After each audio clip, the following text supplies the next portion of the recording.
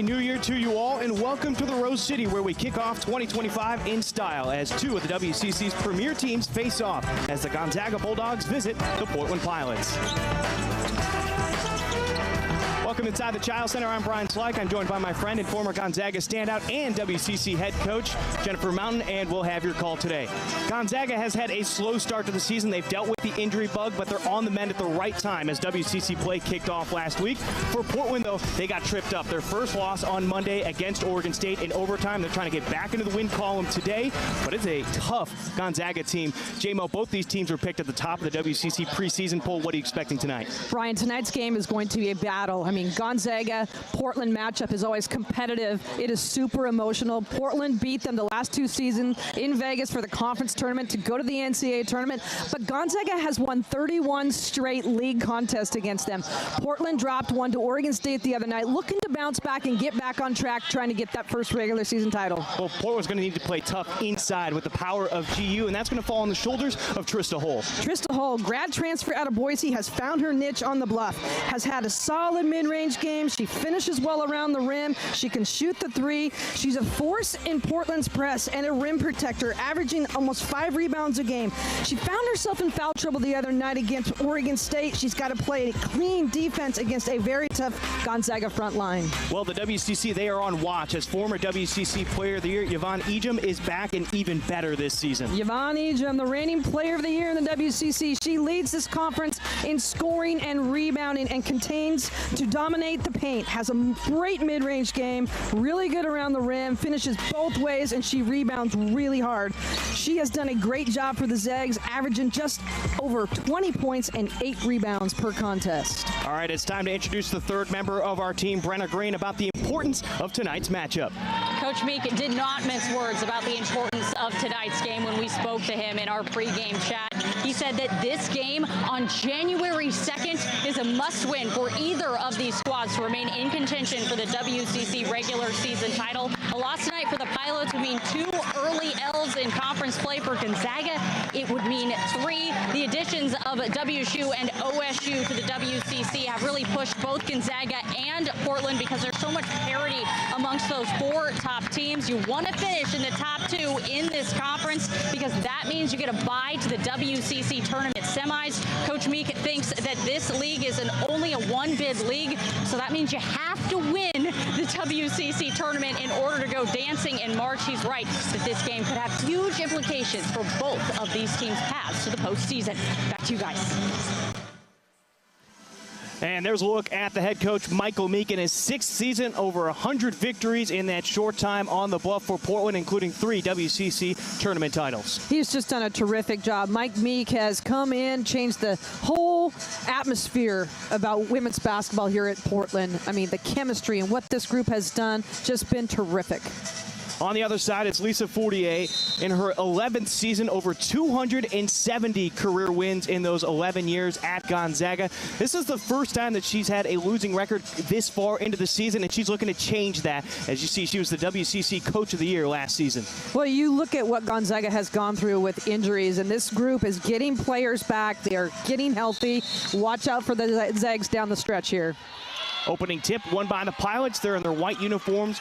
Portland in purple across the chest. On the floor for Portland, it's Meek, Burnham, Mark, Shearer, and Hull. Brian, we got to talk to Coach Meek and Coach Fortier, and talking about this group, I mean, this veteran group, it's usually flipped with Gonzaga having the veterans. This year, it is Portland with the veteran group. Burnham will have an opportunity from deep, and the Pilots go 0 for 2 on their first possession. 2 really good looks out of that set right there. Rebounding will be a big number to watch tonight. Allie Turner, the sensational freshman for Gonzaga, can't get the first shot to go, and a foul will be called against Gonzaga. That'll be on Claire O'Connor, her first, team's first. Allie Turner can shoot the 3, leading the WCC as a freshman for Pete's sake. 7th in the country right now in makes from the 3-point line. Starters for Gonzaga, they're in red. Gonzaga across the chest. It's Claire O'Connor, Mott Hybens, Ines Betancourt, Allie Turner, and Yvonne Ejim. Great curl cut right there by Shearer, making something happen in the paint early for the Portland Pilots. Portland in their zone. They'll look to match match it up. They'll mix it up all night long. Gonzaga with this young group, especially a freshman point guard, can't you recognize early and get them into their offensive sets? Betancourt gives it up to O'Connor. Now it's Hybens near the elbow, cut off by Hull, and a travel called. Trista Hull did a great job of anticipating where she was going to penetrate right there. Hands up, didn't pick up a foul, which will be a huge, crucial moment for Pilots moving forward. Pilots look to increase their lead on this possession.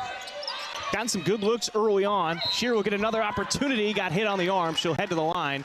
Second foul on Gonzaga in this quarter. Turner got stuck behind right there, and Shearer, using her smarts, steps in, gets inside position. Shearer, Burnham, they love to post up in that guard spot. Gonzaga's got to make a change and get in front. Betancourt gets called for the foul. That'll be her first. So Shearer shooting at the line. 91% free throw shooter on the season. She's averaging 16.7, leading this club. You've got the 3 top scorers in the WCC on the floor in this game, with Burnham and Shearer at third and second, and then you got Ejim, who's first. A lot of firepower going on tonight, and like I said earlier, this matchup is always just electric. You know, you got a great fan base from both sides tonight, and they love the pressure. Full court pressure, now that you speak of it, J-Mo, put on by the Pilots. Freshman gets out of some early trouble. Betancourt across the timeline and will slow things down. Egypt turns and faces at the elbow. And a rebound for Hull, one and done for Gonzaga. Portland doing a good job of not allowing offensive boards right there.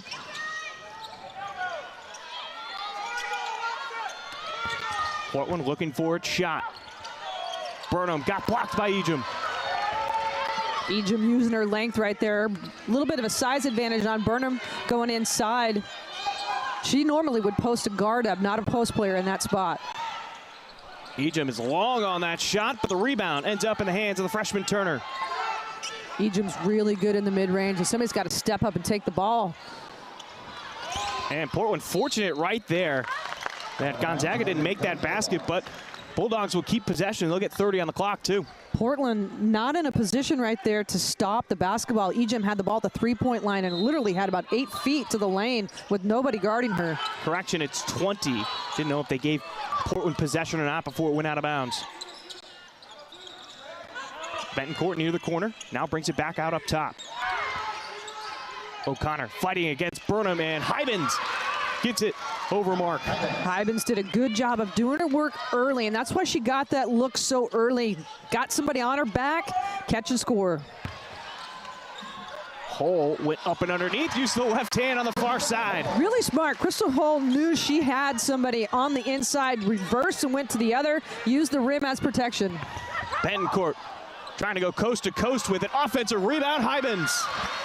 Offensive boards right there, causing an issue for Portland. Oh, good catch.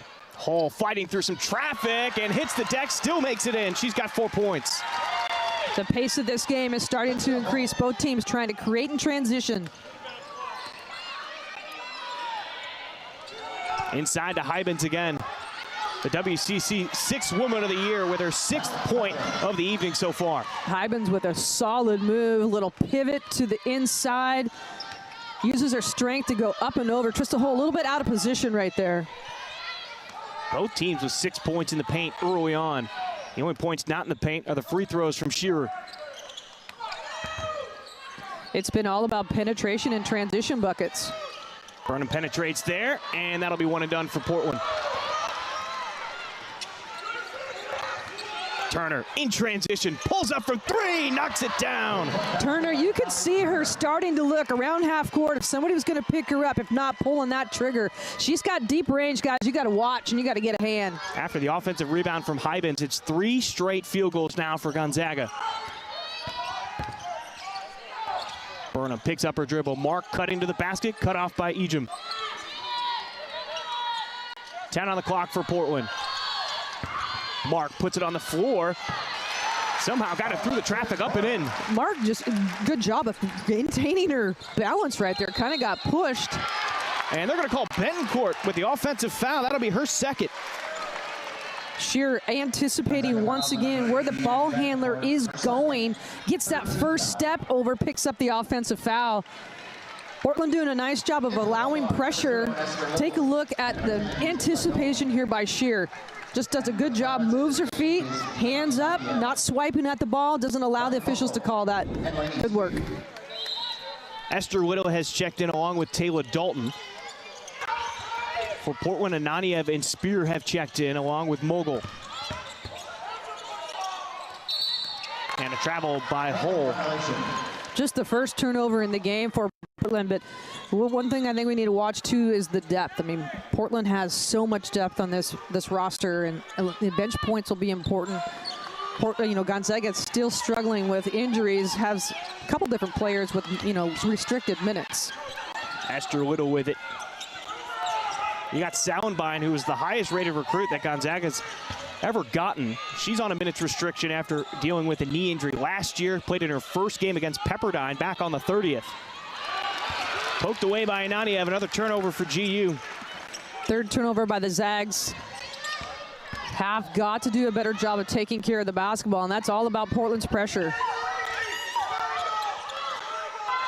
Spear going up against the freshman Turner inside. That's a size advantage. And 3 seconds called on Spear. We have a timeout on the floor. This will be a media length timeout. That'll send us to the break. It's a 1-point lead for Portland. Halfway through the first quarter, it's 10-9 here on Portland CW.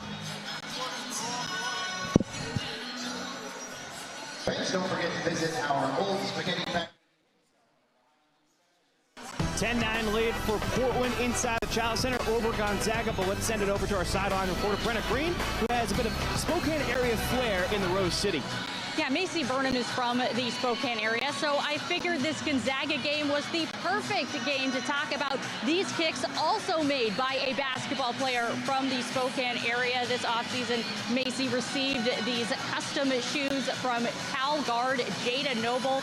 Jada runs her own business doing these custom sneakers, and Macy's actually worn them in a few games this season. Macy says her favorite thing about receiving shoes from Jada is that she lets Jada have complete creative freedom. She never knows what she's going to get. There's so many cool details on these shoes. For example, you can see the pilots on here, Macy's name on here on another pair of shoes from Jada. Macy has a portrait of herself on them. Back to you guys. That's some impressive artwork there on the shoes. I love it. I need to get a pair.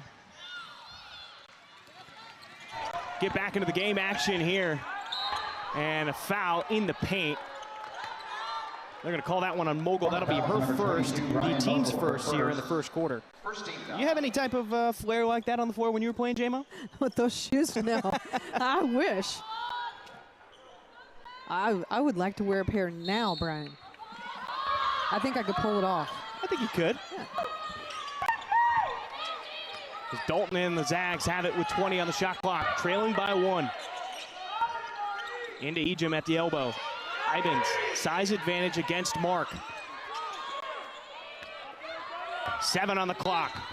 And a travel called against Turner. That'll be the 4th turnover now for Gonzaga. That's one of the things Coach Fortier talked to us about, is taking care of the basketball. At times this season, they've just turned it over way too much, and that's a little bit of experience in trying to go too quick, and Portland will make you go faster than you want. The pass leading Shearer right to the cup. Shearer's got 6 points. You talk about points in the paint, that's where Portland is really doing their damage. 10 points right now. Entire scoring opportunities, except for free throws, have been in the paint. Extra pass to Hybens. And they're going to get a travel call. It was a bit delayed there. I wasn't quite sure what they were going to call. Yeah, kind of a delayed whistle right there. I didn't know if he was going to call a foul or not. But, again, the turnover situation, you just don't give yourself an opportunity, even get a look. And Gonzaga in a little bit of a scoring drought, just over 2 minutes. And in that whole time, 4 turnovers. Have not been able to get a shot off as Ananiev was cut into the basket, got the pass out to Spear. And skip to Mogul. Ananiev attacks the left hand, not enough on it. Good ball movement by Portland, just a little bit short on that attempt at the rim by Ananiev. Portland looking for the high hands. Bree Sallenbein has checked in for Gonzaga, and she travels, went for the shot fake, got Mark up, but then couldn't make the decision. 5 turnovers in a row. Returning for the Pilots. Now 5 in the last 3 minutes for Gonzaga. Gonzaga just has to slow and be composed in the half court. Portland is going to make you go quicker and take you out of your rhythm. Not really having an issue in the full court pressure. It has all been half court as far as turnovers are concerned. Talk about Sallenbein being on the court. Just her second game back this season from a knee injury last February. She's on a minutes restriction of about 12 minutes tonight. Sallenbein can really score the basketball, though. A great addition for this Gonzaga group, getting her back at this time in the season. And Mark stepped on the sideline. That'll be a turnover, number 3 for Portland.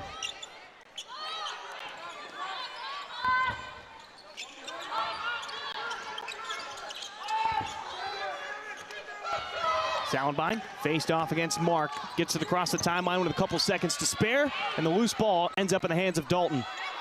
Sallenbein lucky she didn't turn that basketball over. Kind of just fell into Dalton's hands. But again, Portland applying the pressure, causing an issue for Gonzaga. Sallenbein from 3, got it! Basket by number 35. Much needed bucket right there for the Zags. Just getting into some type of rhythm. Not real fluent on the offensive end at this point. Pass deflected. Mogul gets it near half court. 15 on the shot clock for Portland. Mogul got Dalton to go by, off the mark on the shot. Lead pass up to Sallenbein. 5 points for Sallenbein. That ties the season high. Great transition bucket. Turner finds her in transition. Sallenbein did a nice job of releasing and getting in front. For her, it's about kind of getting over that mental hurdle of dealing with that leg injury last year, getting those minutes, building that confidence. We were talking with the assistant coach, Stacy Kleinsmith, and how that game against Pepperdine, she got hit one of the first minutes she was on the floor, but she popped right back up, and everything seemed to be okay, and there was a calm almost on the bench for Gonzaga Popped up and said, I'm good to go. Took the hit, and sometimes it's just one thing that can just kind of get you over the hump, and she definitely adds a lot offensively for this Gonzaga group. Former 4-star recruit out of Michigan. That ball went off one of the legs of Portland. It'll stay with Gonzaga. 10 on the shot clock. Burnham, Shearer, Hole back on the floor, along with O'Connor and Ejim. Here's the depth from Portland. That 5 in, 5 out almost situation right here. They just do not allow the opponent to get a break. Portland has not scored in almost 3 minutes. That's how Gonzaga has gotten to this 2-point lead. Hit their last 5 shots as long as they get them off, and they'll miss that one. Yeah, it's either a make or a turnover. Final minute here in the first quarter. And Mark traveled, wanted to hit Hole, and then decided to put it on the floor. Well, she saw the fact that Ejim kind of had 3-quarter front position right there. Didn't want to throw it. Kind of a hard matchup to go against Ejim inside, but both teams really going a little bit too quick. A lot of travels being called. 10 turnovers between these two teams, 6 for Gonzaga, 4 for Portland. Turner, calm, cool, and composed against the pressure of Portland. And looking for that bounce pass into Ejim. It's kicked by Shearer. Good ball fake. I mean, you got to respect her because she can shoot the 3 and at a deep range. I like her game. Really smart, especially composed for a freshman. Doing a nice job of running the show, and she's just going to get better and better. I mean, they didn't expect her to play this type of minutes coming in, but with all the injuries, she's really taking advantage of it. And when we were talking with Lisa Fortier, she talked about Chandler Smith and Kaylin Trong being similar in her style. Not necessarily in what Allie Turner does, everything on the floor, but how she composes herself, how she handles the pressure and doesn't move too fast with the ball. That's tough shoes to fill, too. I mean, those are 2 really good guards from Gonzaga back in the day, and Strong's sisters obviously just graduated, but Chandler Smith, she was really good. Dalton with her first points on that last basket. That gives Gonzaga a 5-point lead.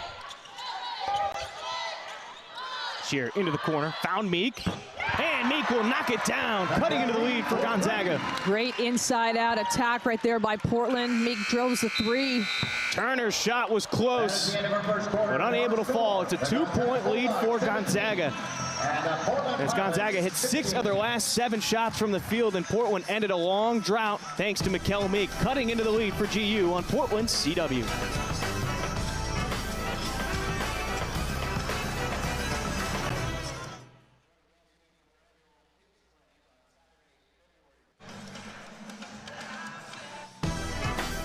Well, you want to talk about one of the most exciting games in the last year. It was between these two teams. Portland won 67-66 in the WCC championship game at the tournament in Las Vegas. It was UP's 3rd WCC title in 5 seasons in Las Vegas. There were 17 ties, 23 lead changes, and no lead more than 5 points. It was back and forth that entire time.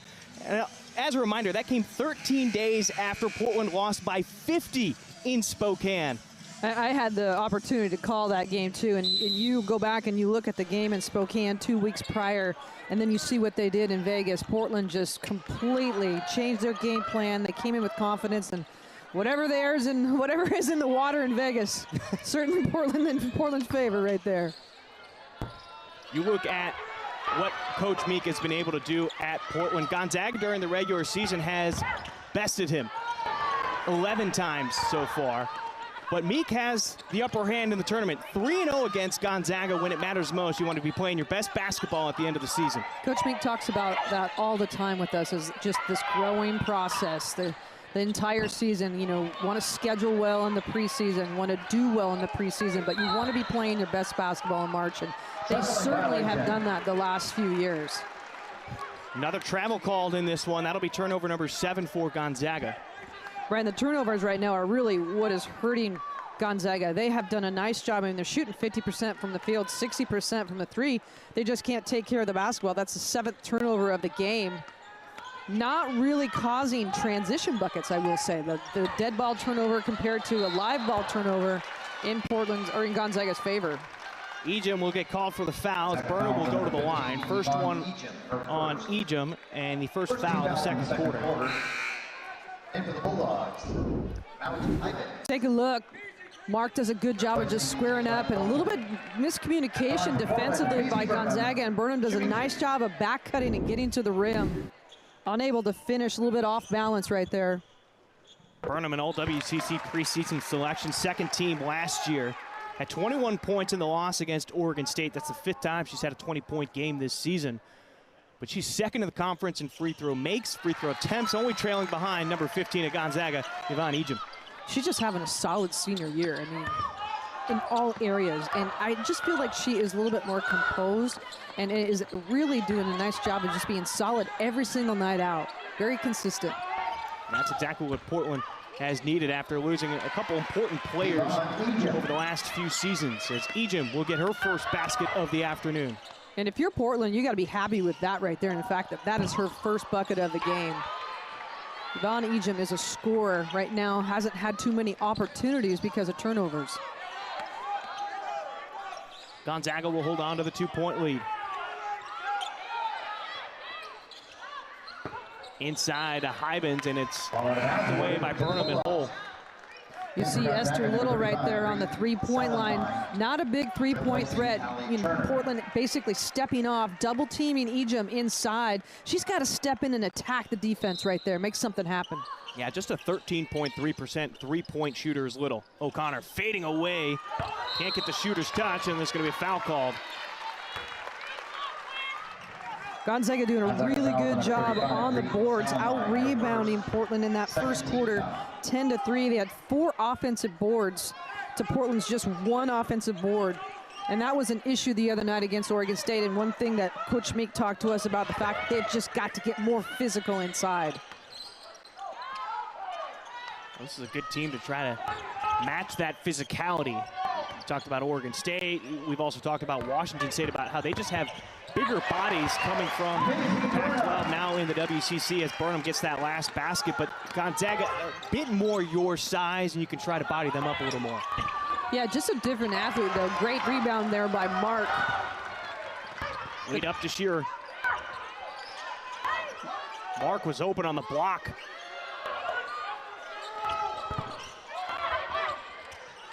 Mark wanted to foul, doesn't get it, but it's an offensive rebound for Portland. No reset on the shot clock. Burnham with the bunny, doesn't go, and the foul on the floor. Little wants a flop. A little bit called for her first, team's third. Good job of crashing the boards. You can see out of that timeout, Coach Meek talked to them about getting to the boards, making something happen. Trista Hull comes from the backside. Burnham with the nice little jumper. Easy call for the official, 2 hands in the back. Now it's time for that baseline out of bounds play, and nope, not gonna happen this time. I didn't see any call from the referee, not quite sure what it was. Did she call a legal screen? I can't tell. Lane violation. Lane violation. On the inbound? Maybe she stepped out of bounds. Maybe. Ivins, though, will turn it into a basket on the other side. Ivins has been the strong point inside for the Zags. She's got 8 points. Season high is 15. Still got 7 minutes to go in the first quarter, and another travel on Mark. Ivins, a preseason WCC All selection, has a lot of size, and you can see her mobility. I mean, that's 6'4" running the break right there, and she's done a nice job of catching and being smart, reading the defense, getting by, getting to the rim. Tiffany Barbosa checks in, did not play against Oregon State, so her first minutes since that game at Santa Clara. Turner back on the floor, Sallenbein is off. Sallenbein already played 4 minutes, and Little will step on the sideline. And sneaks up on everybody, it seems like, here inside the Child Center. I think it's how the court is designed. I mean, we talk about that all the time. Almost every opponent that comes in ends up with at least 1 or 2 violations on the sideline. Portland looks to tie it up on this possession. Gonzaga in a zone defense. Meek is going for the lead. She'll take it. 4-3. And a timeout call by Gonzaga. And there must have been something there that Coach Fortier did not like on that set defensively as Portland takes a 1-point lead, 22-21 on Portland CW off this Meek 3.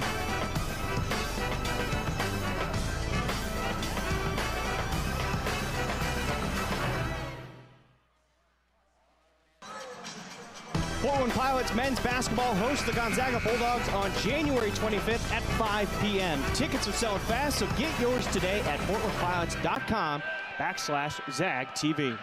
It's a 1-point lead inside the Child Center, 22-21 Portland over Gonzaga. It's Brian Slyke and Jennifer Mountain on the call. J-Mo, you and I were just looking at the stats, and it's been a while, longer than my memory, I would say, that Portland has been shut out both second chance points, fast break points, and bench points at this point in the game. You're absolutely right, and you look at the turnover situation by both teams, 15 turnovers in this game, but the fact that Portland does not have any bench scoring has been a huge, reason that Gonzaga is having success. Yeah, we talked about the depth of Portland and what their bench is able to do. Gonzaga, they're working with a couple players on some minutes restrictions as Egypt missing another shot. Offensive rebound right there, kick out. I mean, that's a huge disadvantage so far in this game as the board situation just getting out-muscled down low. The physicality from Portland has got to ramp up here. They've got to find a body and push back.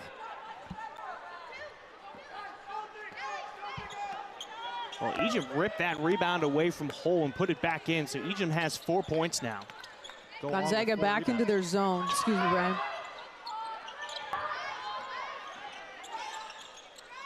Hull will shoot the 3. And you're going to get a foul on Spear. That'll be her first, the team's first of the second quarter. Good pick and pop there with Mikel Meek and Trista Hull against the zone. She's got the ability to shoot the 3, and that's a nice read. Defense goes to Meek. She pops the 3-point line just a little bit strong. Egypt almost stepped over the sideline. Turner, cut off by Spear, gives it up to Dalton. Into the corner, O'Connor, lefty low, gets to circle the drain and down. Gonzaga doing a nice job of not allowing the full court pressure to cause them issues and then hitting people in transition for 3.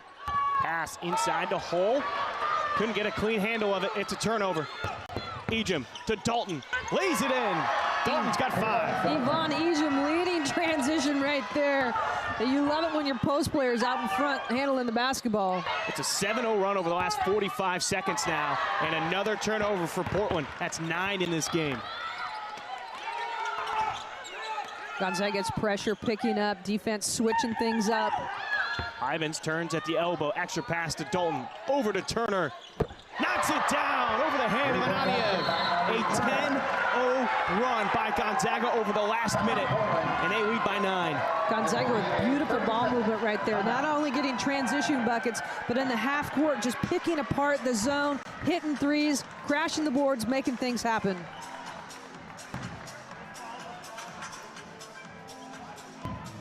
Watch this 3, and it's all about ball movement ahead of time. Ball goes inside, and then a big swing. Dalton hits her. Turner for a big 3. She's ready to shoot, and she's got the ability to pull the trigger really fast.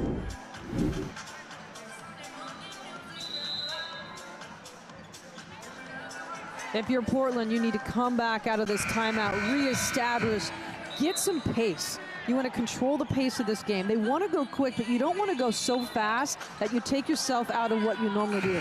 Just there's almost 5 minutes left in this second quarter. You just need to chip away so that going into half, you know, you've tightened the gap. 4 turnovers in the last 3 minutes for Portland.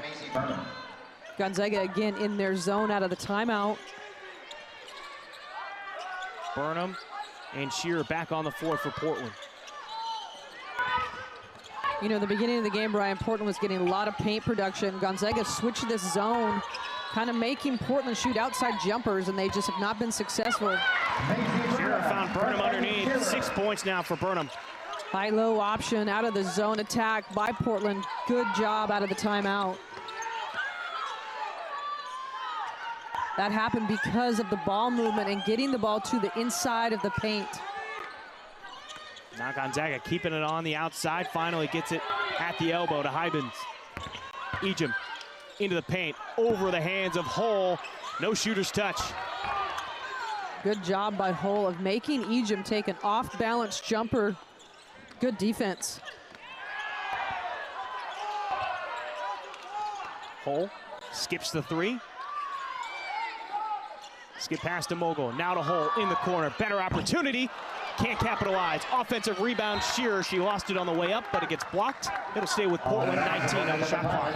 O'Connor did a nice job of not bringing her hands down on that offensive board by Shearer to pick up a foul. Portland's going to get the ball here, and again, execution right now versus the zone is crucial. They've got a 7-point deficit in 3.5 minutes to get to half.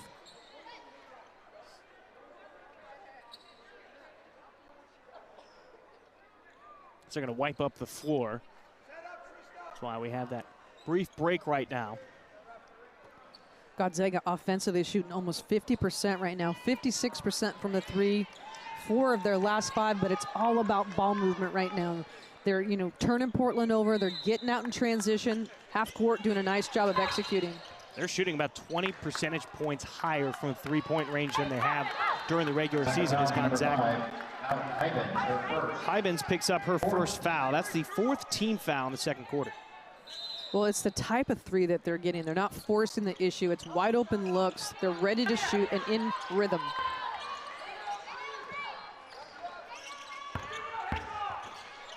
Hull, tough take underneath around Hybens. Hull's did a nice job of using the rim to protect. She's gone, you know, kind of for that reverse 2 times now in the game, and I love her aggressiveness to the rim. Sallenbein finds Dalton underneath. They take it back out. Ivins got some separation from Burnham. She'll sink that shot.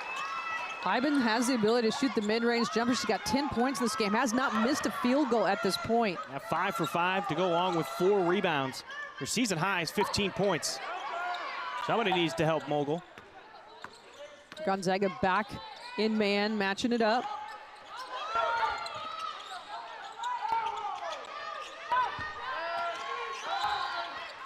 Eight on the clock, trying to find Burnham, who's cut into the basket, and no call underneath.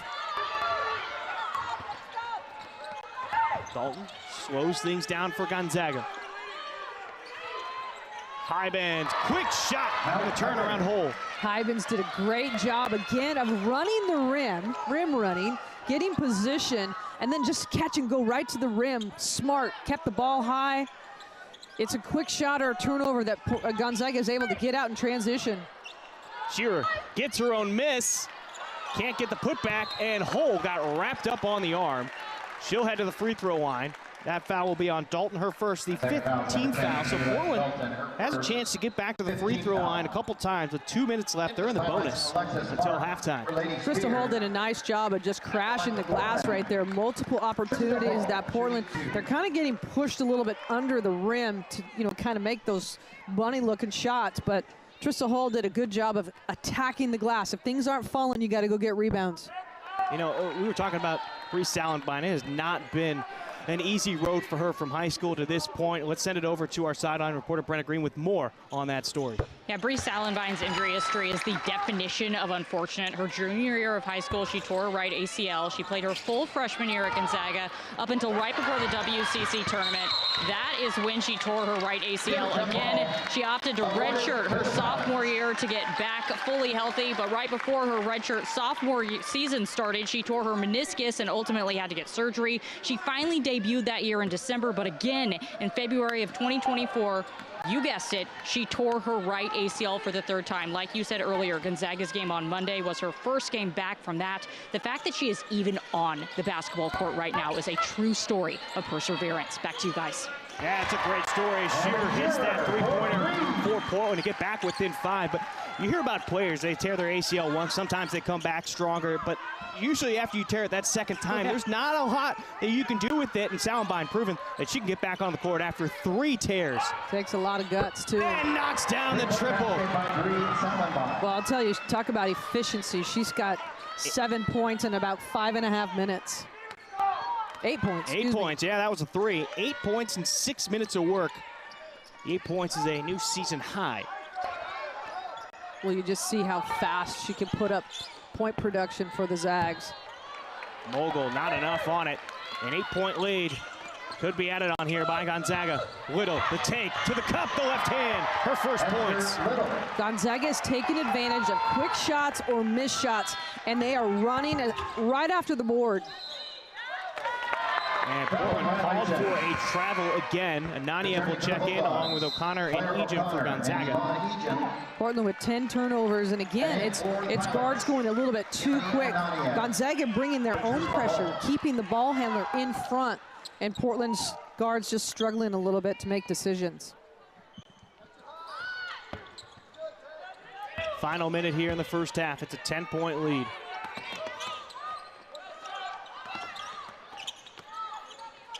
I'm impressed with how Turner's handled that pressure from Portland. Full court the entire game so far. Out to Dalton, near the top of the key, gets it to go. That's her second triple. She's got 8 points. Gonzaga's doing a great job of attacking to the baseline, attacking to the middle of the zone, and then kickouts for threes. I mean, they're 7 for 11 for the three-point line, and it's the type of three that they are getting. 64% on the season. They shoot 36%. Lights out inside the Child Center so far. 5 on the clock. Ananiev will have to put up a 3. And Ejim will hold on to it, and that'll end the first half. A 13-point lead for Gonzaga as they end on an 8-0 run over the final 90 seconds, making their last 5 shots of that first half. And they've really opened things up in this one, J-Mo. Offensive efficiency right here by the Zags. I mean, you see it. They're trying to push pace. They're attacking in the half court, whether it's with a pass or getting the ball to the baseline, and then kickouts. Doing a good job on the boards, out-rebounding Portland 17-11. Doing a little bit better in this second quarter did Portland. But I'll tell you, it's all about efficiency at the offensive end. I mean, Gonzaga's either turning it over or they're making shots right now. Portland's got to make an adjustment and make them do something different. Now let's send it over to Brenna Green, who's with the head coach, Michael Meek. Gonzaga hitting a barrage of threes at the end of that first half. What needs to change in terms of your guys' defense from beyond the arc? Well, they're always been a great three-point shooting team. And, I think we're doing a good job of, trying to take away some things in the inside, but we're so worried about that right now. And that's what happens when you have a player like Ejim that does so many things, like we had with Alex too, like just collapses everyone. Everyone has to respect her, and it really opens up things for their shooters. You guys are, I'm sure you're not very pleased with the turnover number right now for you guys. Just what do you think is making it difficult for you guys to maintain possession of that ball right now? Yeah, well, you know, we've got to take care of the ball, and, you know, I think our footwork needs to improve. I think we're trying to just attack too quick, and we're such a great team at Sharon, and I feel like this game it's one pass attack, and it just, when you play a team like this, you just can't play that way. Thanks so much, Coach Meek. Back to you guys. Well, that was the head coach, Michael Meek, joining Brenna Green as we're going to step away. It's 43-30 inside the Child Center. It's halftime here on Portland CW. When we return, J-Mo and I will recap the first half and take a look at those stats. We'll catch you on the other side.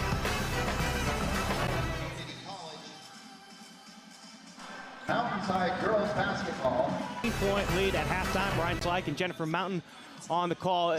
J-Mo, when you look at the first half, Gonzaga went on two separate runs. They went on a 10-0 run, they went on an 8-0 run, and that really helped propel them to this 13-point lead at halftime. Second quarter was a different story for Gonzaga. They took care of the basketball. They only had 3 turnovers. It's about pace and physicality. In that first half, Gonzaga won both those categories.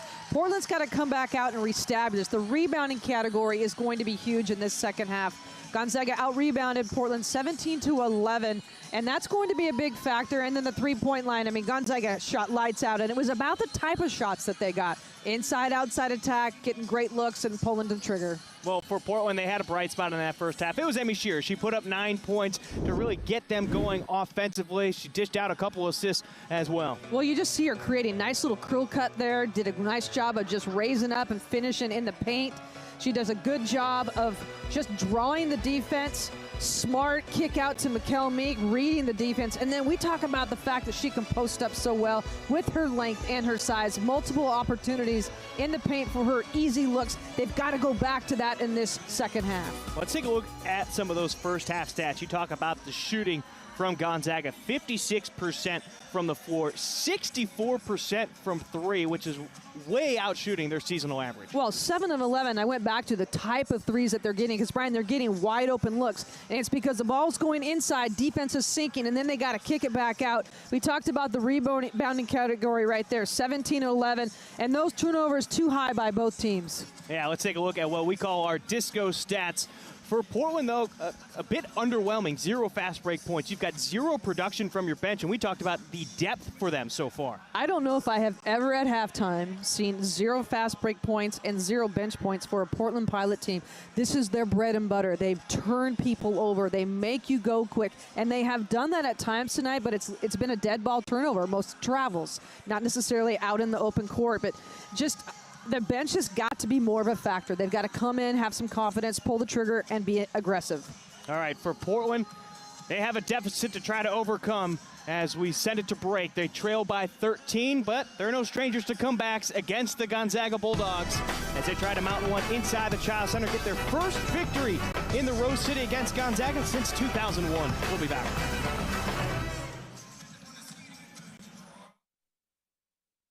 Gonzaga leads 43-30 as we welcome you back inside the Child Center. It's Brian Slyke and Jennifer Mountain on the call. A few moments away, from the start of the second half.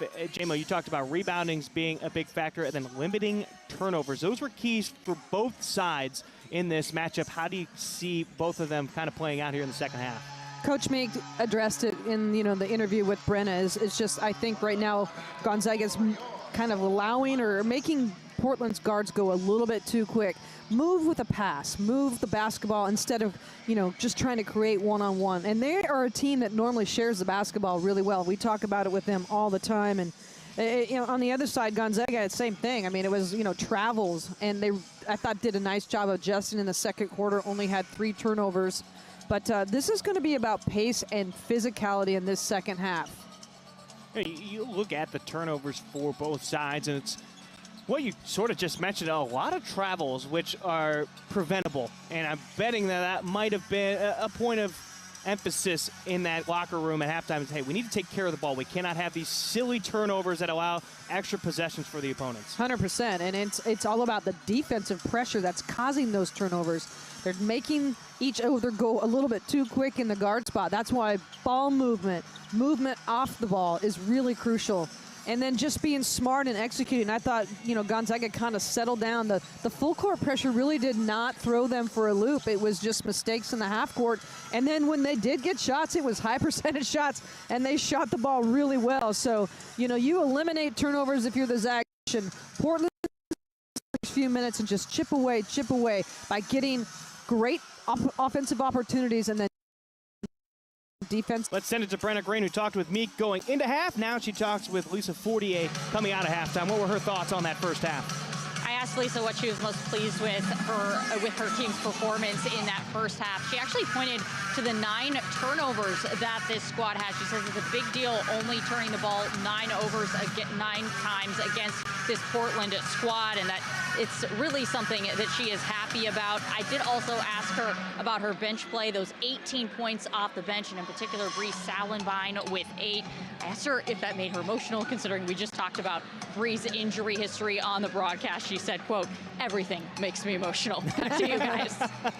That's understandable, especially with what Salenbine has gone through this year. Very efficient in that first half. 8 points, a rebound in just 7 minutes of work. And again, she's only supposed to be working with about 12 minutes of leash tonight. Well, getting her and Dalton back, I mean, just changes everything. You can play people in different positions. The offensive threat that they bring to the table day in and day out, and you see her efficiency. She becomes a weapon. People have to guard them different. Ejim was cold in that first half, just 2 of 9, now 2 of 10 in the game. 4 points, but still doing work on the rebound. She's got 5 of them. Cole got a little bit of contact, fights through it for the basket. Hull did a nice job of getting deep in the paint right there. 9 points for Hull.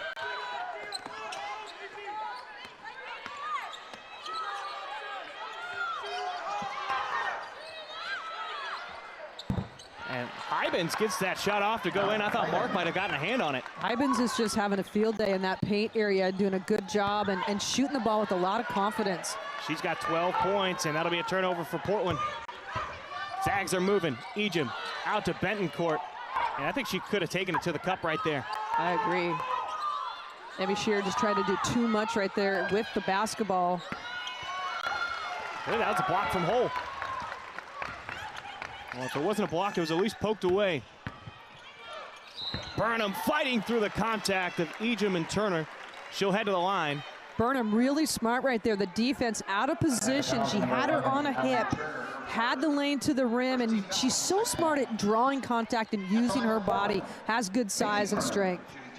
Just 2 of 7 in the first half at 6 points, 2 rebounds, and a couple of assists. Was 2 for 2, though, from the free throw line.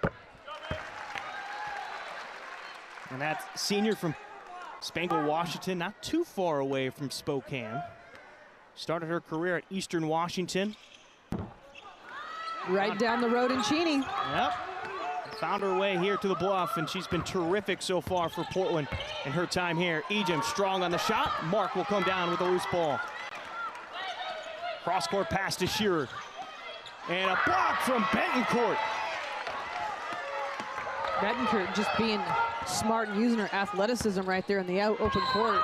And an offensive foul, though, on the other side. Hull will take the brunt of it. Trista Hull so smart right there. She knew the ball handler was on pace, a little bit out of control. Steps in and takes the charge. Just a smart veteran play. That's the 3rd foul on Bentoncourt. That'll be the first one of this 3rd quarter. The pass was there, just caught her in the air, and Trista Hull, excuse me, just smart, picks up that foul.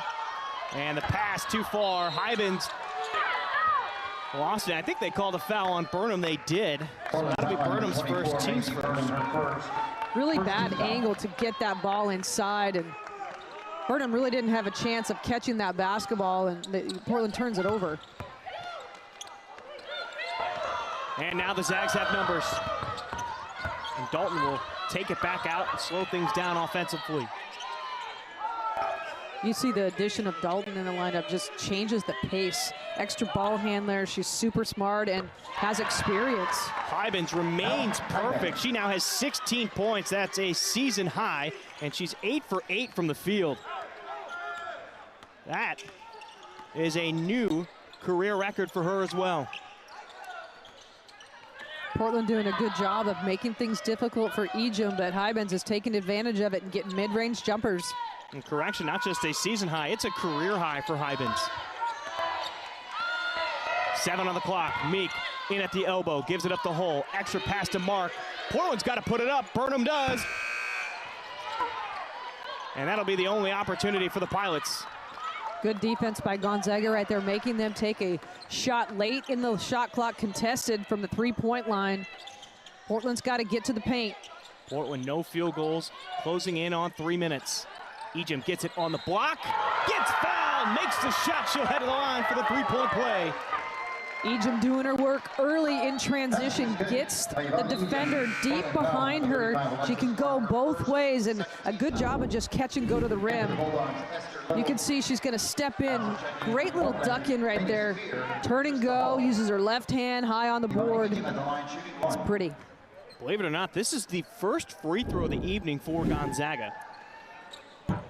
And Ejim will make it. Ejim now with 7 points. Hybens closing in on a double-double, by the way. 16 points and 6 rebounds. Mark gets it to Spear. The quick turn to the basket, but it's too strong off the glass. Spear did a great job, and that was good execution. She's got to make that high percentage look for the Pilots. Gonzaga just looks so crisp, so fluid offensively, and this is a team that hasn't had everybody on the floor this season. Well, they are rocking and rolling right now, and Portland doing a nice job of getting out in transition, but right now, Gonzaga just kind of peeling that zone apart. And before that last basket for Portland, it was a 7-0 run for Gonzaga. So you've had a point where 25 points have been scored by Gonzaga, 0 for Portland. They had a 10-0 run, an 8-0 run, and a 7-0 run. And, you know, especially in a game like this, you know, both teams obviously picked high in the conference. You can't afford those scoring droughts and expect to win games, close games.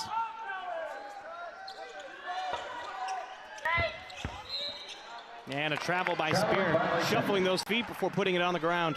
It is a good call. Again, Portland doing a good job of executing, just turning the ball over in the process. 13 turnovers. That's led to 18 points for Gonzaga.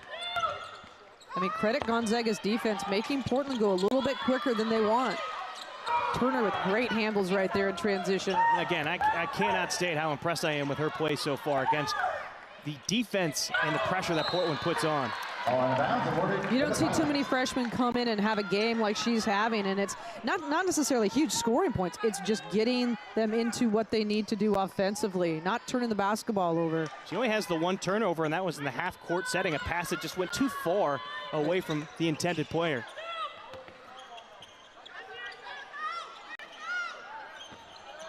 Shearer working against Dalton. Shearer gets fouled. Dalton a bit dumbfounded by that one, doesn't believe she got fouled. Shearer on that one. Good matchup right there. 2 strong guards, veteran guards. Shearer just using her size and backing her down. Well, you know these two have gone up against each other quite a bit, not just here in the States, but back home. Both of those players natives of Auckland, New Zealand. Little bragging rights right there, Brian. And Shearer will make that free throw. Dalton, the transfer from St. Mary's, 19 games for the Gales, nearly scoring 1,000 points. And Shearer will miss that free throw. That's a rare miss. 91% from the line. You just don't see that. This Portland squad all week, I mean, you go back to the Oregon State game and tonight, the physicality, the type of shots that they're getting, I feel like they're getting sped up a little bit, and, you know, opponents aren't turning the basketball over like a lot of teams that they have faced this season. Portland shoots nearly 47% from the floor, and they're barely getting over the 37. And over and back. Turner didn't like that call. She thought Ananiev touched it. Yeah, that was a tough angle. I actually thought that she touched it as well, but officials thought that it just went off of her foot. Only her 2nd turnover. 3 turnovers now in the last minute plus for Gonzaga.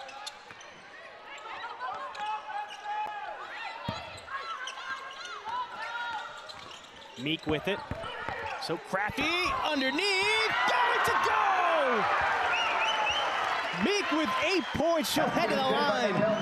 Mikal Meek's been very efficient. Hit the 2 threes earlier, but then just smart with the ball here. Watch as she drives the baseline. She has the kick out to Spear, but sees the lane, draws the contact, goes again underneath the rim to protect and not get blocked.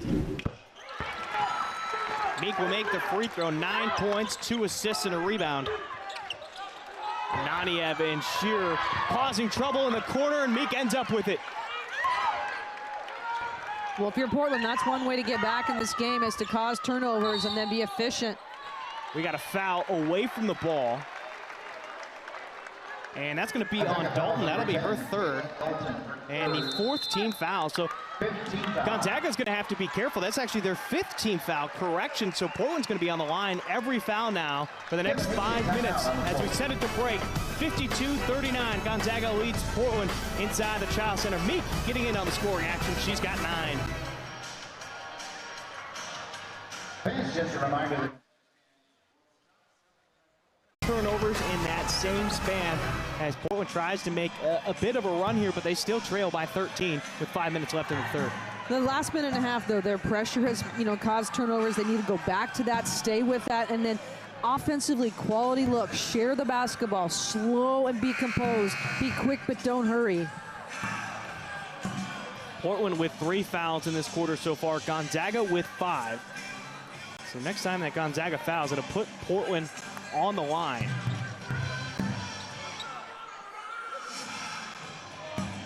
As Lainey Spear steps to the free throw line, a 43% free throw shooter. At the line for the Pilots, Lainey Spear, shooting 2.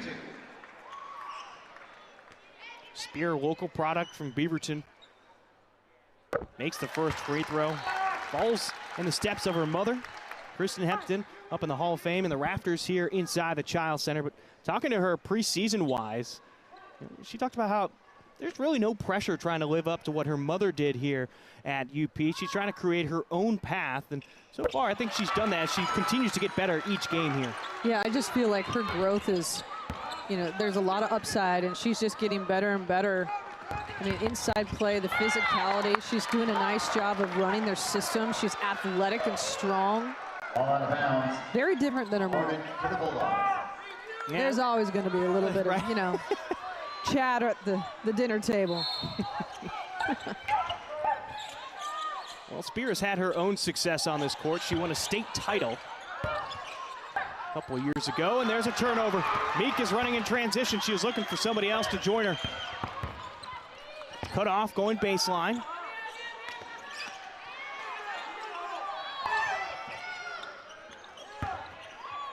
Burnham fading away, trying to use the glass, doesn't get it. Spear fighting off the defender, can't get the loose ball. Good opportunity right there, just missed the shot. Betancourt puts it high off the table, and Meek wanted a foul.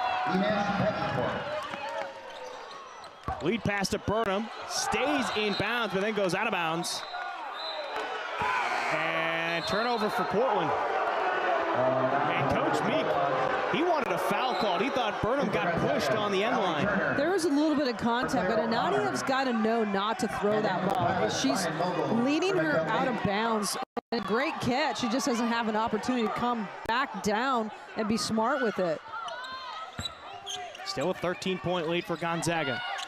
Spear closing out on Little. Salenbein gets blocked by Mogul. Ejim will save it and keep possession. Blocked, this time by Ananiev. And Ejim can't hit the bunny. Portland doing a great job of just scrambling right here, trying to make a play. Mogul to Burnham, across the court. Portland can't capitalize on the turnover. Gonzaga 5 turnovers in the last 2:41. If you're the Zags, you need a quality possession here. Take care of the basketball. Salenbein, the open three. Got the bottom of the rim. Burnham running in transition, will have the basket. She's got 9 points. Amy Shear, that was all vision right there. Beautiful full court pass. 4th assist on the night for Shearer, and another turnover, and I think that'll be a foul on Ejim as well. Esther Little needs to not throw that pass right there. Kind of got herself off balance on the wing spot. Ejim was there. That's just a really tight gap to get it through. 6 turnovers by the Zags in the last 3.5 minutes. O'Connor back on the floor, Sallenbein to the bench. And with that foul, it'll be Portland basketball. I believe Burnham is shooting free throws here. He should be. As the referees are currently talking things over. A little curious about what that conversation was.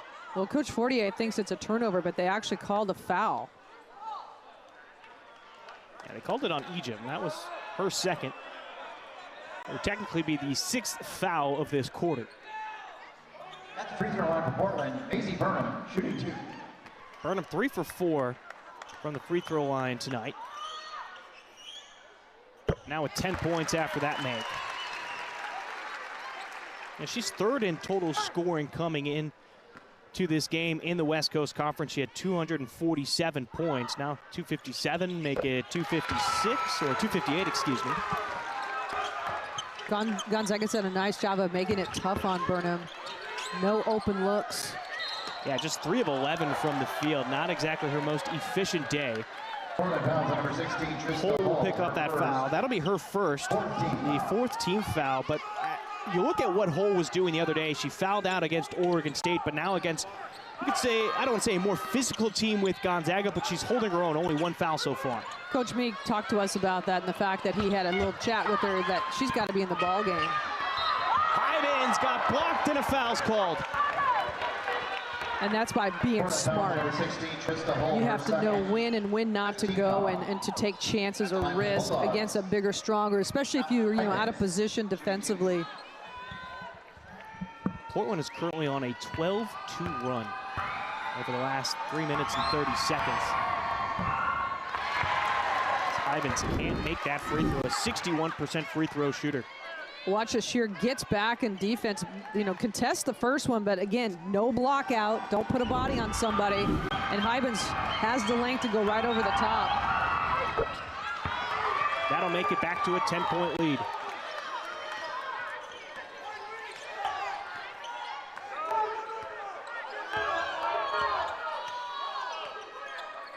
Gonzaga back into their zone. Mark got the position on the freshman. And we've got a jump ball to stay with Portland on the possession arrow. Good idea to go high-low versus the zone right there. That ball just was a little bit low. As soon as she brought it down, I mean, they swarmed in and, caused a tie-up. Shear cutting to the basket, gets fouled. Amy Shear did a great job, just misdirection. And that pass by Mogul was a dart right through the defense. Good vision by Mogul. Number 10, Natalie Fraley. So Natalie Fraley will check in. That'll give Maisie Burnham a chance to get a breather. And with the clock stopped, 2 free throws for Portland's best free throw shooter. A chance to get this down to single digits. Well, if you're Portland, that's exactly what you need. Is you get this within 5 at the end of the quarter, you're in a great spot. Gonzaga 0 of their last 5 from the field. Shearer with her 2nd free throw miss, a 91% free throw shooter on the season. She missed both.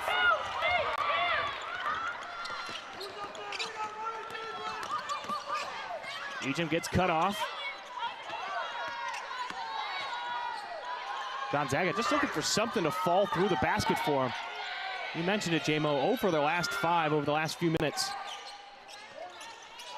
Ivins fighting for position in the paint. 7 on the shot clock. Turner keeps backing away. She's going to have to put it up. 1 on the clock. The runner, it goes!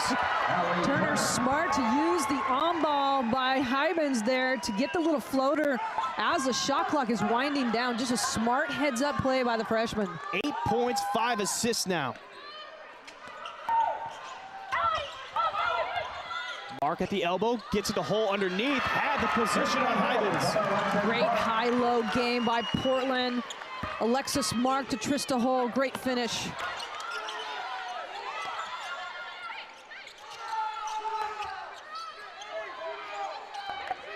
Final 90 seconds in the third quarter. Ejim had it, lost it, and another turnover. Mark up to Shearer. Lost it on the way up, saves it. Fraley with it. Portland trying to stay composed, and they do.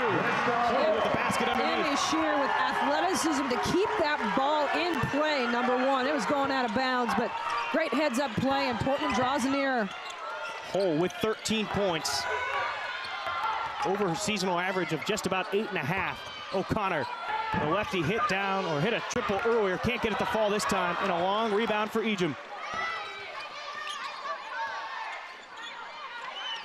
Probably too quick of a three by O'Connor right there.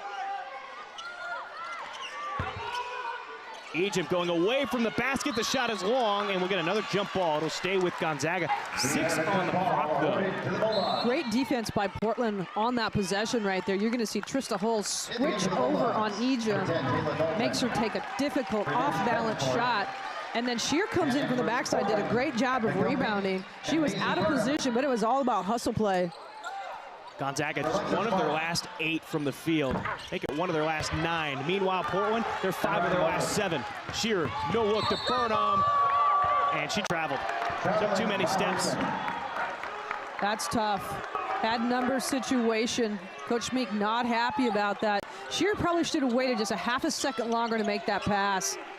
Put Burnham in a better position to catch and go to the rim.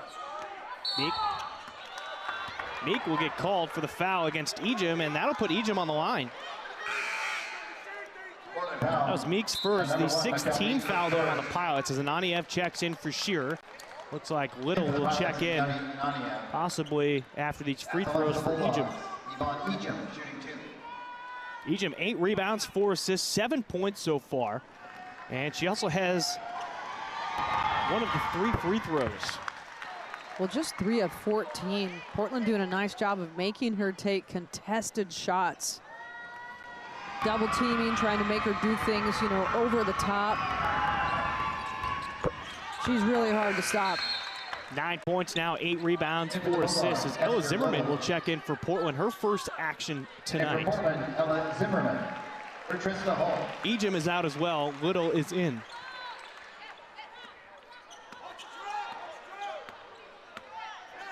So now you've got 6'4" Ella Zimmerman against 6'3" Mott Hybens. And that's more even size for Portland inside. Back cut, it's Meek. Stepped in front of the basket and will lay it in. Great execution by Portland to end the quarter. Meek just smart, using her body to get this within single digits. I mean, this is exactly what Portland needed to do. Just chip away, and did a nice job. 4 of their last 4 from the field because of turnovers and execution on the offensive end. Portland is not making it easy for Gonzaga inside the Child Center. A 31-game win streak in the regular season is on the line for Gonzaga. 59-51 in the Child Center on Portland CW. All right, fans, it's time to put your counting skills. Back to single digits inside the Child Center. It's 59-51. Brian Slack and Jennifer Mountain on the call. And J-Mo, it seemed like Portland came out with a little bit more intensity to start that second half. They cut into that lead, and now it's down to 8 points. Portland got back to what they do best, and that's putting pressure on you, turning you over. They turned Gonzaga over 9 times in that quarter for 11 points. Turnovers in that first half, a lot of dead ball turnovers that didn't get a lot of production, but got back to what they did, outscored GU 21-16 in that third quarter. Talking about 9 turnovers in the third quarter. Gonzaga had 9 turnovers at halftime. Well, Coach Fortier is happy with the halftime stat, but not going to be happy with that third quarter stat. Absolutely not, especially if that trend continues here in the second half. Burnham was fighting off a defender. They're going to say fouls on the floor, and that'll be on O'Connor. That'll be her third, team's first to the fourth. Mikkel Meek just doing a good job of finding teammates in great spots. Now let's send it over to the third member of our team, Brenna Green. Brenna, you had a chance to be in the UP huddle. What was talked about in between the quarters? The first thing out of head coach Mike Meek's mouth was, I like this pace. We need to keep playing with this big time energy. He then looked at his team and he said, this is the way we play right here. Basically telling his team, we're going to dictate the pace of this game. The message from senior Emmy Shears said that these refs are not calling fouls, so we cannot expect to be be bailed out by them. Another thing that was going on during that timeout is that Mike Meek had several conversations with one of these refs, kept going back and forth with him, exiting the conversation, then going back.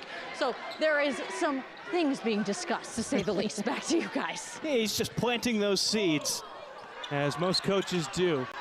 As Portland almost had the turnover, and Ananiev will pick up 2 quick fouls in the span of about 7 seconds. Trista Hull did a great job in that offensive execution in that half court there with Burnham, just that high-low option. Burnham doing a good job of posting hard, working down low, and they were patient enough to get that easy look. Also checking in. Now, you don't want to get in a situation where you're picking up quick fouls here. You send Gonzaga to the line if you were Portland. Betancourt quickly through that press of Portland, finding Dalton. Dalton now has 10 points. Betancourt just did a great job of breaking Portland down, an easy look in transition. Meek against the freshman, got fouled. And that should be Turner's third. If that's who they call it on, it is. So Turner has 3. That's the second team foul in the fourth quarter. Mikel Meek just using her smarts again, penetrating the baseline. Turner gets stuck behind, and then just an easy look and a nice foul right there. I mean, the other thing is foul hard. Don't let her get it up to the rim at all if you're out of position. Meek missing that free throw. Meek has 11 points. She's averaging 6.2 on the season. One of the best distributors in the West Coast Conference, if not the best, has a 4-to-1 assist to turnover ratio, over 70 assists on the season too, puts her top 5. Pass deflected, Burnham can't get it to go, offensive board, and she got fouled, so head to the line. Trista Hull from the backside attacking the glass. Gonzaga's dominating on the boards. You see Portland really picking up their intensity level. On the miss, they are attacking and trying to rebound. Bulldogs, number 35, Bree Salenbine. Salenbine will check in. 8 points in 9 minutes with 3 rebounds. Very efficient in that first half.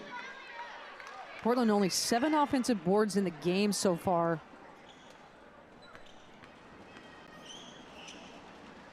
Hull will make the first free throw. 14 points now for Hull. Closing in on her season high of 15. Her career high is 16.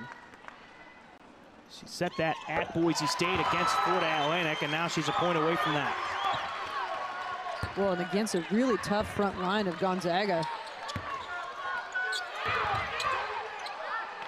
Salenbine has it across the timeline.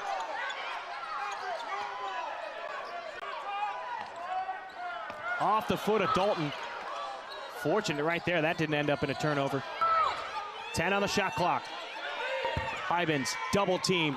Ananiev got the hands on the ball. We're going to get a jump ball. It'll stay with Gonzaga. It's 6 on the shot clock. Ananiev did a great job. As soon as that ball went into Hybens, it was a little bit low, kind of at the mid-chest area. Gets her hand on it. Now the alternating possession goes back to Portland, which could be important down the stretch here. Salenbine needs to be aware of the shot clock. So does Turner. Readjusts, shoots, and I'm pretty sure that was an air ball. It was. Great half-court defense by Portland right there, applying the pressure. And this is the pace that Brennan was talking about. They want to go quick, and it's all about turning Gonzaga over right now. You're starting to hear the Portland fans come alive. We know Gonzaga travels well, but you're hearing the Purple fans get up.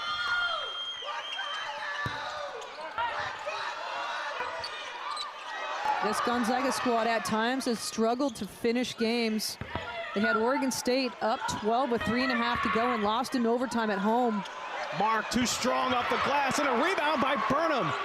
All effort there with 3 Bulldogs around her. Gets fouled, will not get the and one, but will head to the line for 2. Hustle play right there. That's what is happening. They're getting to the rim. They're making things happen defensively. Hands active. This is what Portland needs if they're going to have a chance at the end. Watch as shot goes up. Burnham's just going to attack and then immediately going right at Ejim when the ball comes back in on the repost. Gets Ejim out of position, draws a foul with the contact. She does such a good job of initiating and lowering her shoulder and getting to the rim. That is Ejim's 4th personal foul. It's the 4th team foul in this quarter. And Portland is struggling from the free throw line. They're Not typical. No, they're 15 to 22 now. 68%. Burnham will make that second one. They're normally shooting 76% from the free throw line. Shearer back on, Burnham is off. It's a 4-point game with 8 minutes left.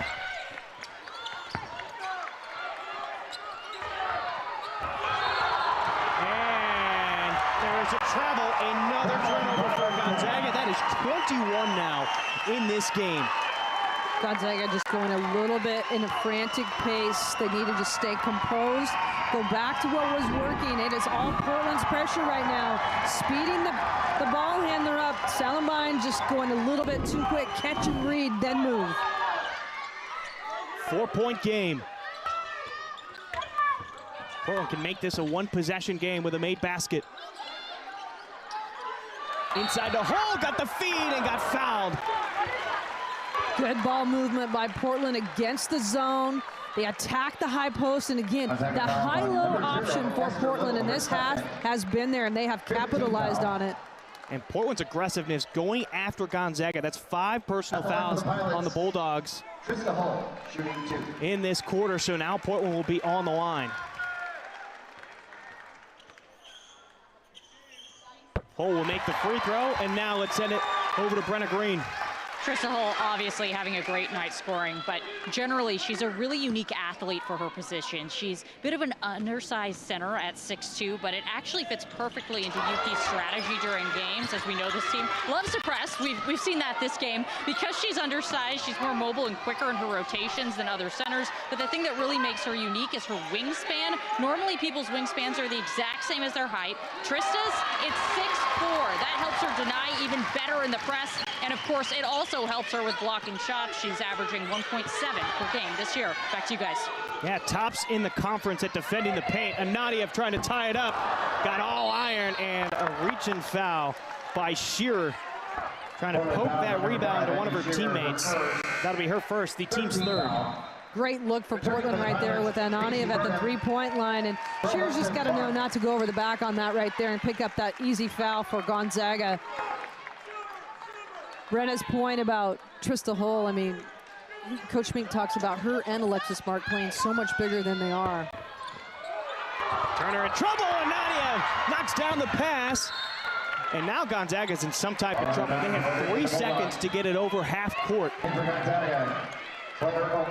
Turner just feeling the length of Anania right there. She thought she had a pass to the half court line to one of her teammates, but Anania flying in there with her length. Long pass up to Little, who will chase it down. Dalton almost traveled right there, kept her foot on the floor though. Portland just taking Gonzaga out of their rhythm offensively. Gonzaga has not scored in almost 2.5 minutes. Portland has no field goals in that time, but they've hit a couple of free throws. Hybens, and that was a walk. And there it is. Hybens hesitated a little bit with the contact right there, and that's the 4th turnover in the last 2.5 minutes for the Zags. 22 turnovers has turned into 26 points for Portland.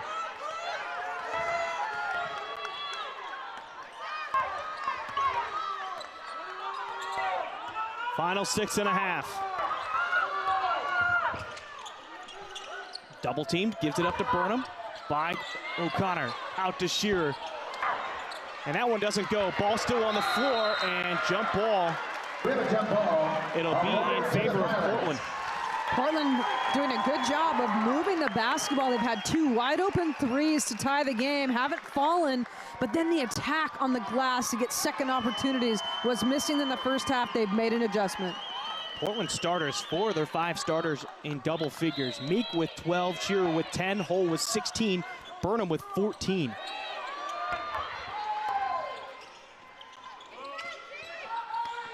It's been a quiet night, though, from the bench from Portland. Meek can't get it to go. Ball still loose. And we'll see if that goes against Gonzaga. And I think it will. Yeah, it's going to go against Dalton, who picks up her 4th. That's Maisie Burnham just working the boards right there, using her aggressiveness and athleticism and length. Watch as this shot goes up. Ball goes up. McHale make great look right there. Burnham does a nice job. She's kind of caught in the middle between two players. Dalton just a little too physical on the block out. Had her arm wrapped up. Burnham could only go up with one hand. And finally, Portland hits the first free throw. It seems like they've been going 50% the last 4 or 5 times to the charity stripe. Well, Gonzaga hasn't scored in over 3 minutes. Burnham will go 2 for 2. 16 points now for the senior from Spangle, Washington. Almost another turnover. Gonzaga just getting pushed deeper and deeper towards the baseline. They need to look middle, they need to look sideline against the press. A timeout called by Gonzaga, and the Portland faithful are on their feet. They trail by 1, 61-60. Portland looking for their first home win against Gonzaga since 2001. First regular season win since 2009. We've got the conclusion next on Portland CW. In that last break, J-Mo, this might be one of the more strange sequences of events that we've come across in calling games together. Portland's on a 7-0 run, sure, over the last 3 minutes. They have no field goals over that time.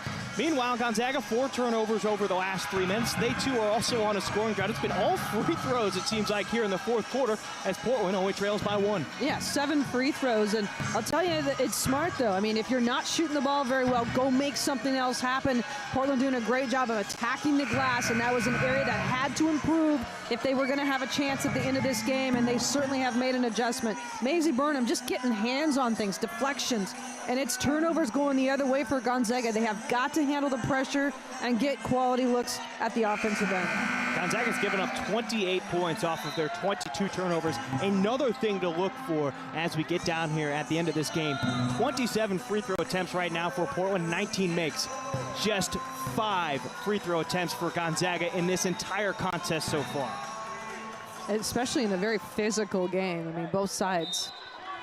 We'll see how this one shakes out. The final 6 minutes here inside the Child Center.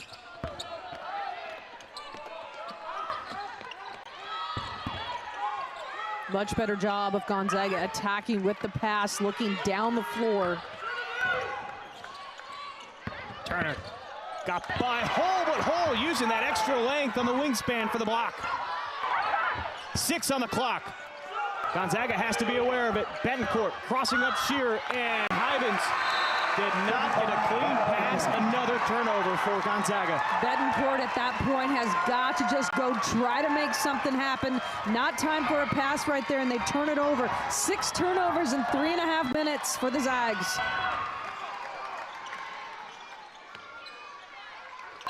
Portland can take the lead here. It would be their first lead since it was 8-4, or excuse me, a 4-point lead for them. They have not had a lead at all in this game. Not a good entry pass by Anania of inside to Hull. Gonzaga able to poke it away. And this is where it's really going to be crucial, Brian. I mean, you got 5 minutes to go in a 1-point game. You can't afford turning the ball over like these teams are.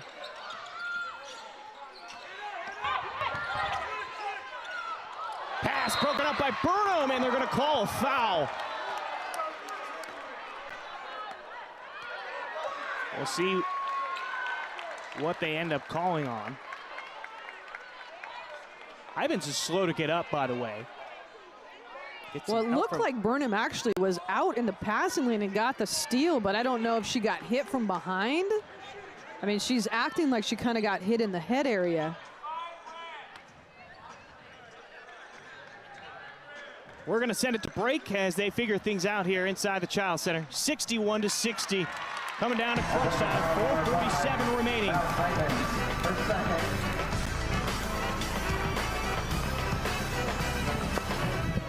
Foul on Hybens, excuse me. That would be her second. I don't know. It looked like Burnham kind of, when she was running to get the steal, hit her with her backhand, but unless Mott had a hand on her back and kind of pushed her through, but Portland's going to get free throws out of this timeout. And it's been quite some time since Portland has beaten Gonzaga at home, almost a quarter of a century. And with that information, we send it over to our sideline reporter, Brenna Green.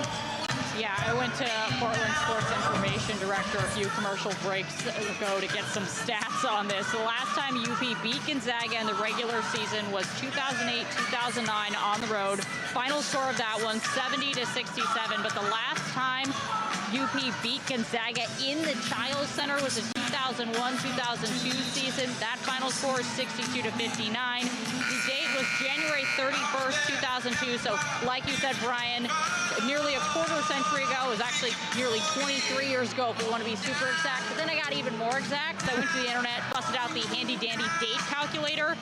8,372 days ago was the last time Portland beat Gonzaga in the regular season in Portland. Back to you guys. So we have a correction, and thank you for that information, Brenna. There was a foul that they called on Maisie Burnham, not Hybens. An intentional foul. So they get the 2 free throws and the ball on the sideline. Gonzaga's number 5. Turner missed the first free throw, so making the second. So. And then we have an intentional foul on Maisie Burnham of Portland. That is her 3rd and 14th foul. I'm not going to lie, I'm a bit confused on that whole breakdown before that break. But Hull will come up with a block as Gonzaga works with a 2-point lead. An excellent play right there by Turner to steal it away from Shearer. They turn it around for a 3-point basket. It's a 5-point lead for the Zags. That's a huge momentum shift right there for the Zags. You get the free throws and then a turnover. Big shot. 5-point play right there. Yeah, that whole possession was just a little bit weird, Brian. And that ends a nearly 5-minute field goal drop for Gonzaga as Ford comes back with a layup on the other side. Portland again attacking with the high-low option, getting a high percentage shot. It has been there against Gonzaga's zone. Ivan slowed things down. Ejim is at the scores table. She's been on the bench with 4 fouls.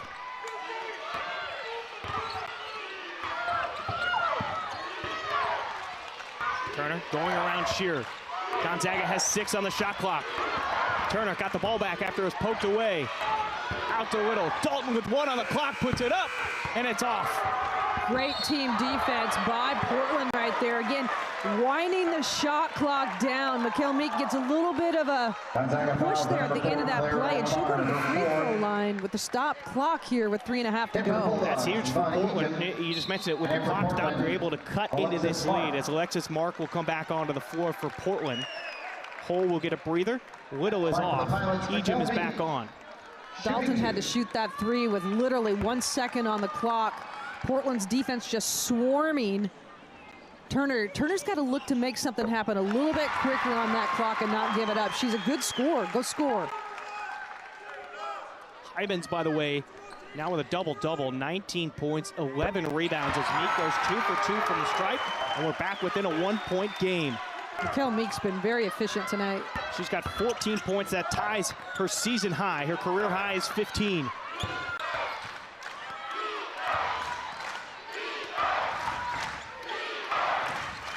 You can hear the Chiles Center crowd starting to get into it. Hybens, who's had the hot hand, will miss it. And that's a shot she's hit all game long. And a double dribble called on Portland. That's a devastating turnover. Gonzaga just 1 of their last 7 from the field. But you just cannot afford those turnovers right there. Shot goes up. Great job of blocking out on the weak side. Yeah, you can see she was going to pick it up and pass. That's the right call.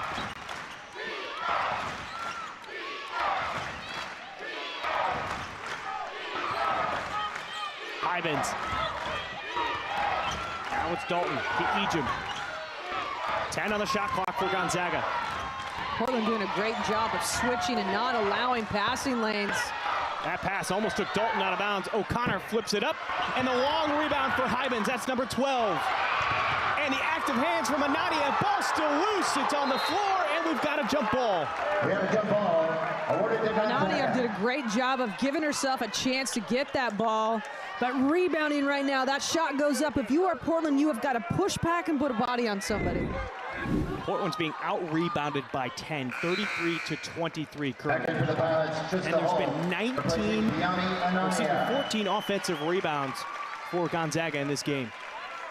Well, Portland's doing a great job of making them take tough contested shots for 30 seconds in a shot clock. Then you've got to reward yourself by boarding. 7 on the shot clock now. Gonzaga keeping it on the outside. Turner uses a screen. Burner stays in front. Turner doesn't get it to go. A rebound for Meek. Great defense by Portland once again. That's a tough look. Portland can take the lead for the first time since it was 8-6, and it's going to be Gonzaga basketball. Portland fans wanted a push right there underneath the basket. It looked like there was a lot of contact from the back from Mark right there.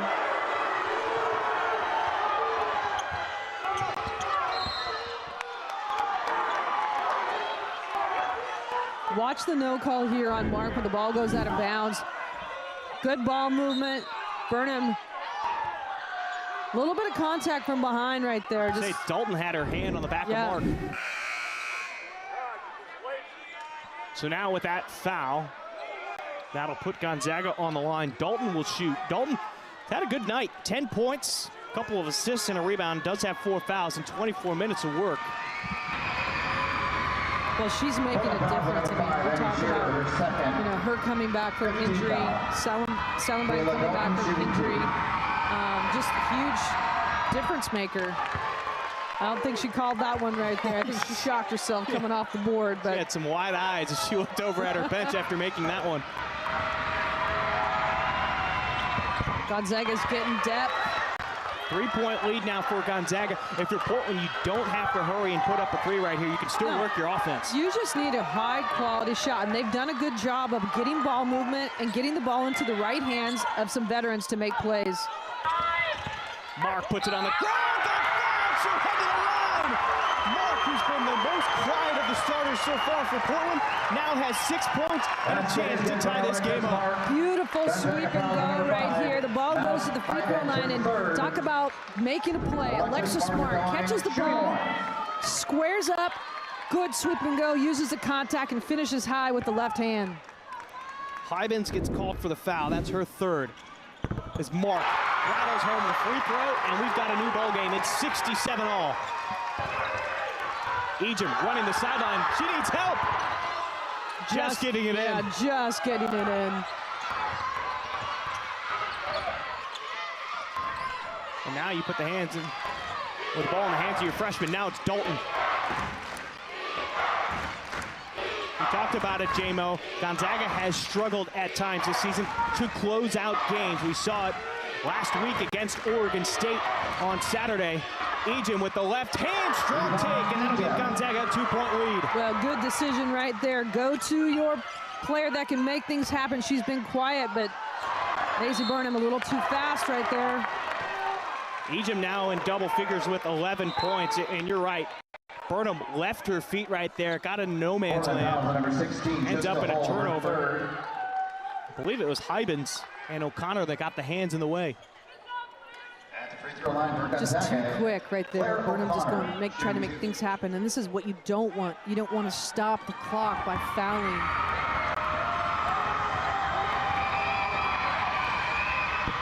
O'Connor will miss that free throw. A 62.9% free throw shooter on the season. Big miss right there, Brian.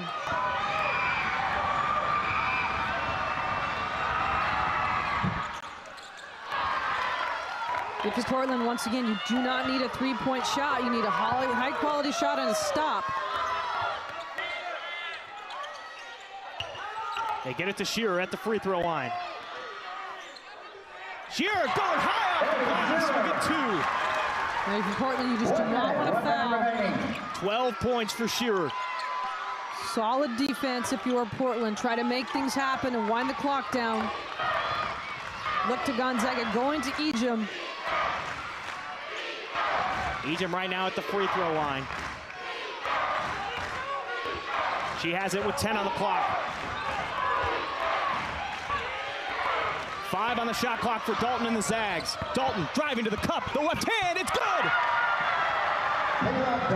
Dalton using her.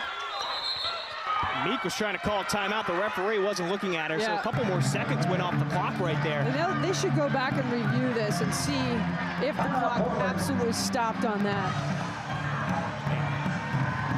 And Meek right now trying to get an explanation from the referees on that one, but it's a 3-point game. At the moment, 30.8 seconds left on the clock. Let's take a look at that last basket for the Zags. Dalton just takes this ball and goes right at Trista Hull. Hull did a good job of just walling up. That's a tough shot over long, long arms, especially with your left hand. And once again, you see Dalton coming in. She's been injured, being a major impact player for the Gonzaga Bulldogs. Having a great game for her season right now. Her season high was 9. She currently has 14 points, 5 field goals made. And you talk about the contributing factor coming back from injury. This is a team that had used a lot of younger players in that non-conference in the start of WCC play, and now you get a veteran guard like Dalton and really compose yourself against this stout defense for Portland and the pressure in the full court. Well, it just gives you an extra ball handler. You have composure, you have leadership, you have somebody that's going to make decisions at crucial times. You see her make a huge play right there, and that's what your veterans need to do. Turner, the second half, a little bit different player, not as composed, got a little bit sped up, I would say, but Portland here needs a great offensive possession. You don't necessarily, again, need a 3 if you can get a quick 2 and then foul.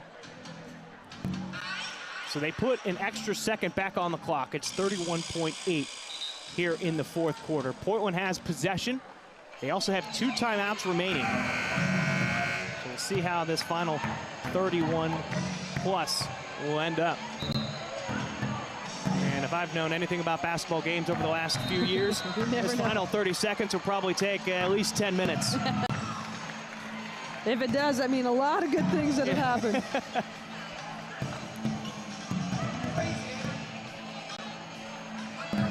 We talked about the 50-point victory Gonzaga had in Spokane last season before Portland took it to Gonzaga in the tournament with that 1-point victory. Seems like when they play in the tournament, they're always tight contests. And Shearer will give that 20 to go, and a quick timeout called by Portland as they trail by 1. Beautiful execution out of the sideline, out of bounds, out of that timeout. Back screen that gets Shearer underneath. Great high-low feed all night long. Her and Burnham have had opportunities on the block by execution and using their size. Now, again, 1-point game. If you're Portland, you are denying and trying to make things happen. You'll take a look at this right here. Ball goes to the high post. Trista Hull back screens for Shearer. She gets to the rim, easy 2. Portland needs to try to turn Gonzaga over, deny, not let the ball in, and then as soon as, they may try to go for a quick trap here. There's still 26 seconds and try to get that next pass. If not, it's got to be a foul and put somebody to the line. We're looking at who's on the floor right now. It's Little, who was on the floor momentarily. We'll see if she comes back on the floor here. Only a 33% free throw shooter. O'Connor shooting under 63%. Ivins, 61% from the line. Dalton, 50%. That's just on this season. And then Ejim is perfect tonight, but on the season, a 73.1% free throw shooter. And with the timeout, the ball is brought across half court. Quick foul on Shearer. Reached in on Turner. Third one on Shearer. So Turner will go to the line. In for the Bulldogs, Esther Little and Inesh Betancourt. Now Turner's the strongest free throw shooter for Gonzaga. Pressure free throw, though, make a big difference. Turner shooting nearly 88% on the season. She's averaging 13.4 points. Only 10 points now on the evening.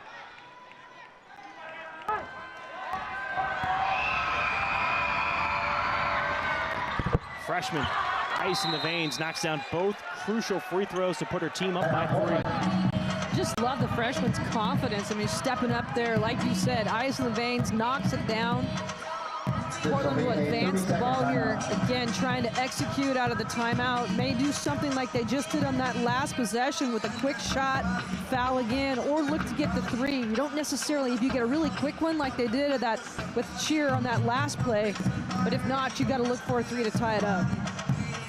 Portland's hit their last 4 shots. They've been high percentage shots, though, inside because of how deep they've been able to penetrate. What do you think Meek is talking about right now? Is there a specific play, maybe a couple plays he's trying to get set up? Oh, he's certainly drawing something up. Again, trying to get something quick. Burnham, Shear, those are the people that need to have the ball in their hands. Meek's been really good, too. So the ball goes inside, and she's sitting at the three-point line. I'd look to kick it back out to her. She shot the ball well tonight. 2 of 4 from the three-point line. Portland, as a team, though, has struggled from deep, just 3 of 14. Shooting 21%. A team that's usually shooting around 35. Mark will deny the handoff. Over to Meek. No look to Shear. She's going to put up the 3. It's short. And we've got a foul called against Portland. Pilots wanted a jump ball. I thought Burnham got her hand on it. And there hasn't really been a clear explanation yet. So are they calling a time? They're calling a timeout here. This will be a full timeout. Good ball movement. Trying to create a little bit of space for the driving kick. It's a decent look, just a little bit short. And that's a foul. That's a good call. Yep. Everybody in the gym wanted a jump ball, but pretty physical. Well, you look initially, you thought maybe Burnham got a hand on it before any foul was called, but you take a look at that replay, and you're right. It's pretty clear. Yeah. So 3-point lead, 12.4. If you're Portland, you're hoping that Gonzaga misses both free throws here. Otherwise, you're going to need a quick 3 and then a foul again to try to give yourself an opportunity. Portland does have 1 timeout, so if there are misses, they can advance the ball. But you're right, Brian, they need 2 misses here from the Zags to give themselves a chance.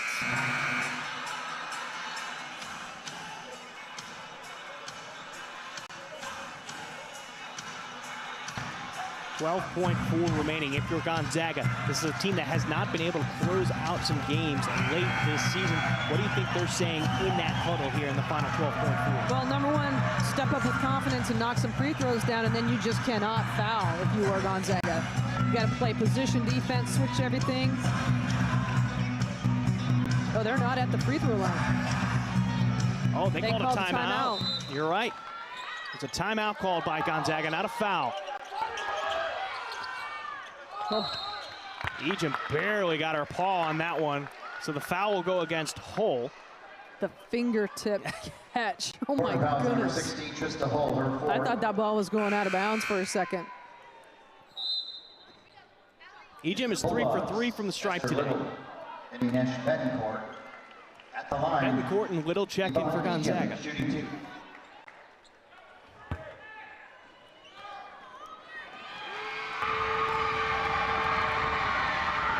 Ejim will make the first free throw.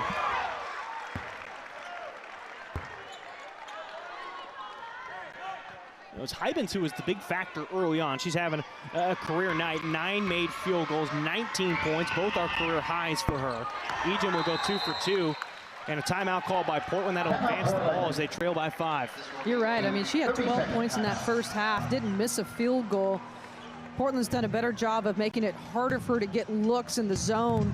But just a good effort. I mean, all around. They've got 1, 2, 3, 4 players in double figures against a team that applies pressure for 40 minutes.